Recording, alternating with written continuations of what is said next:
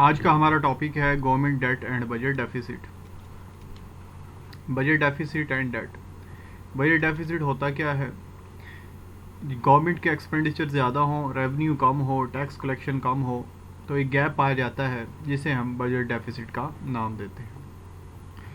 अब इस गैप को हम प्रिंटिंग मनी करके फिल कर सकते हैं या बारो करके। जब हम मनी को प्रिंट आउट करते हैं तो उससे इन्फ्लेशन आती है इकोनॉमी में, जो कि एक लिमिट से ज़्यादा डेंजरस होती है इकोनॉमी के लिए। तो फिर हम सेकंड ऑप्शन की तरफ जाते हैं, हम डेट लेते हैं। Why government takes debt and how its effect economy. अब हमने देखा कि डेट क्यों लेती है गवर्नमेंट और ये इकोनॉमी को कैसे इफेक्ट करती है। हुआ क्या कि अमेरिकन पार्लियामेंट ने फैसला किया कि पब्लिक को टैक्स रिलीफ दिया जाए, यानी कि टैक्स कट लगा दिया जाए। फर्ज करें वो टैक्स इकट्ठा कर रहे थे $100 और उनके एक्सपेंडिचर भी थे $100, यानी कि बैलेंस बजट था। जितने एक्सपेंडिचर हैं उतना ही रेवेन्यू है, ये मैं सपोज कर रहा हूँ। इन्होंने फैसला किया कि 40% इसमें कट लगा देते हैं। 40% कट लगाने से क्या हुआ कि इनकम कितनी रह गई 60, और एक्सपेंडिचर किधर खड़े हैं 100 के 100 ही। अब ये जो 40 है ये मेरे पास क्या आ गया, डेफिसिट आ गया। अब इस डेफिसिट को फाइनेंस करना है। इतनी मनी तो प्रिंट आउट नहीं कर सकते। अगर इतनी मनी $40 40% हम अगर मनी को प्रिंट आउट करें तो बहुत ज़्यादा इकोनॉमी में इन्फ्लेशन आ जाएगा, जो कि बहुत ज़्यादा प्रॉब्लम क्रिएट करेगा। तो पॉलिसी मेकर्स ने, इकोनॉमिस्टों ने कहा कि हम इस गैप को डेट के ज़रिए फिल करते हैं। अब जब इसको डेट के ज़रिए फिल करने का सोचा गया तो मुख्तलिफ इकोनॉमिस्टों को लेटर लिखे गए और उनसे राय ली गई कि आप अपनी क्या राय देते हैं, अगर हम टैक्स कट लगाने के बाद ये गैप को डेट के ज़रिए फिल करें तो इकोनॉमी के ऊपर इसके क्या इम्पैक्ट आएंगे। तो मुख्तलिफ इकोनॉमिस्टों ने, मुख्तलिफ जो इकोनॉमिस्ट हैं उन्होंने मुख्तलिफ राय दी। आज के इस लेक्चर में हम ट्रेडिशनल व्यू और रिकॉर्डियन इक्विवेलेंस व्यूज़ को डिस्कस करेंगे। उनकी थ्योरीज़ को देखेंगे कि उन्होंने क्या कहा कि इस डेट के क्या पॉसिबल असरात आ सकते हैं, ये इकोनॉमी को कैसे इफ़ेक्ट करेगी। सबसे पहले आ जाते हैं traditional view on government debt. A tax cut and finance by borrowing would have many effects.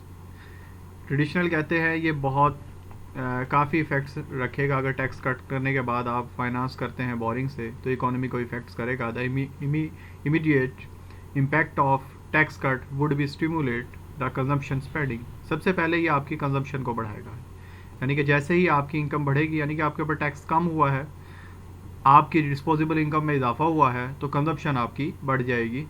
It will effect the economy in the short run and long run. ये टैक्स कट इकोनॉमी को short run में भी effect करेगा और long run में भी। पहले हम इसके शॉर्ट रन इफेक्ट्स देखते हैं। पहला क्या है, आपकी डिमांड हायर हो जाएगी। डिमांड हायर होने की वजह से आपकी कंजम्पशन बढ़ी, कंजम्पशन बढ़ने की वजह से आउटपुट भी बढ़ेगी और एम्प्लॉयमेंट भी बढ़ेगी। जैसा कि हमने प्रीवियस लेक्चर्स में मुख्तलिफ थ्योरीज डिस्कस की कि कंजम्पशन बढ़ने की वजह से, डिमांड बढ़ने की वजह से आउटपुट और एम्प्लॉयमेंट के ऊपर पॉजिटिव इफेक्ट आता है।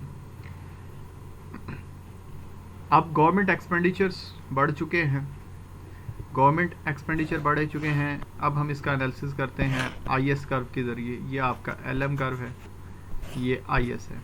गवर्नमेंट एक्सपेंडिचर बढ़ने की वजह से IS कर्व बाहर की तरफ शिफ्ट हो गया है, रेट ऑफ इंटरेस्ट बढ़ जाएगा। पहले आपका रेट ऑफ इंटरेस्ट R0 था, अब क्या हो गया R1। या IS कर्व बाहर क्यों शिफ्ट हुआ है, क्योंकि आपने टैक्स कम किया है। टैक्स कम करने की वजह से आपका IS कर्व बाहर की तरफ शिफ्ट हो जाएगा। रेट ऑफ इंटरेस्ट बढ़ा, रेट ऑफ इंटरेस्ट बढ़ने की वजह से आपकी इन्वेस्टमेंट क्या होगी, डिस्करेज होगी। थर्ड क्या है, high rate of interest encourage the capital flow from abroad. जब रेट ऑफ इंटरेस्ट आपका हाई होगा तो इंटरनेशनली जो कैपिटल का इनफ्लो है वो आपकी इकोनॉमी में बढ़ जाएगा, क्योंकि आपका जो रेट ऑफ इंटरेस्ट है वो दूसरी इकोनॉमी से ज़्यादा है, तो कैपिटल इनफ्लो स्टार्ट हो जाएगा। डोमेस्टिक करेंसी विल अप्रिशिएट, आपकी जो डोमेस्टिक करेंसी है वो भी अप्रिशिएट कर जाएगी, क्योंकि जब फॉरेन रिजर्व बढ़ना शुरू होंगे इकोनॉमी में तो करेंसी क्या हो जाएगी, अप्रिशिएट हो जाएगी। नेक्स्ट है long run effect. Long run में क्या होगा, स्मॉलर कैपिटल स्टॉक होगा और ग्रेटर डेट। अब लॉन्ग रन में आपने जो ये डेट लिया है इसको रिटर्न भी तो करना है, ओरिजिनल अमाउंट भी रिटर्न करनी है और साथ आपकी रेट ऑफ इंटरेस्ट भी आपको पे करना पड़ेगा, जिसकी वजह से आपका जो कैपिटल स्टॉक है वो कम रह जाएगा और आपको जो डेट का बर्डन है वो ज़्यादा पे करना पड़ेगा। Output of the nation will be smaller and larger share of would be. अब आपकी जो नेशनल आउटपुट है उसके अंदर आपका डोमेस्टिक शेयर क्या हो जाएगा, कम हो जाएगा और लार्जर शेयर डेट की वजह से बढ़ जाएगा। कंक्लूजन क्या है, करंट जनरेशन इंजॉय करेगी हाई कंजम्पशन, फ्यूचर जनरेशन सफ़र करेगी। यानी कि जिनको टैक्स कट में रिलीफ मिला है वो तो आज इंजॉय करेंगे, हाई कंजम्पशन करेंगे, उनकी डिस्पोजेबल इनकम बढ़ चुकी है। फ्यूचर में क्या होगा, फ्यूचर वाली नेशन को कर्जा भी वापस करना है और कर्जे के ऊपर जो सूद है उसको भी क्या करना पड़ेगा, पे करना पड़ेगा। ये कंक्लूजन है ट्रेडिशनल व्यूज का। रिकॉर्डियन व्यू ऑफ गवर्नमेंट डेट, इनके मुताबिक रिकॉर्डियन व्यूज़ के ये हैं कि कंज्यूमर रैशनल है, वो फॉरवर्ड लुकिंग होता है। जब आप टैक्स कट लगाएंगे तो वो देखेंगे कि जो ये मेरे इनकम इंक्रीज़ होने जा रही है क्या ये परमानेंटली इनकम इंक्रीज़ होने जा रही है,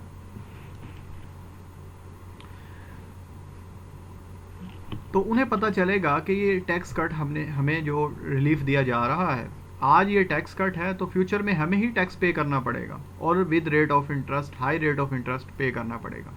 तो वो क्या करेंगे, लोग अपनी आज सेविंग बढ़ा देंगे, कंजप्शन को वो नहीं बढ़ाएंगे, क्योंकि उन्हें पता है कि फ्यूचर में हमें ज़्यादा पे करना पड़ेगा टैक्स और साथ रेट ऑफ इंटरेस्ट भी, तो कंजप्शन चेंज नहीं होगी। Ricardian view on government debt assume that consumption base their spending on their current, not on their current income but on their lifetime income. Ricardian view ये assume करते हैं कि जो हमारा consumption function है वो सिर्फ आज की इनकम के ऊपर डिपेंड नहीं कर रहा, बल्कि वो हमारी लाइफ टाइम इनकम के ऊपर डिपेंड करता है। जैसे कि हमने कंजप्शन थ्योरीज को डिस्कस किया, लाइफ साइकिल हाइपोथेसिस हमने पढ़ा, परमानेंट इनकम हाइपोथेसिस थ्योरीज पर हमने पढ़ी, उसमें जो हमारी कंजप्शन है वो सिर्फ और सिर्फ हमारी आज की इनकम के ऊपर डिपेंड नहीं कर रही होती, बल्कि वो होल लाइफ की इनकम के ऊपर डिपेंड कर रही होती है। Third, future generation will pay more tax. अगर आज हम ज़्यादा कंज्यूम कर देते हैं तो हम अपनी फ्यूचर जनरेशन के ऊपर एक बर्डन डाल कर जाएंगे। तो ये इकोनॉमिस्ट एज्यूम करते हैं कि कोई भी अपने बच्चों के लिए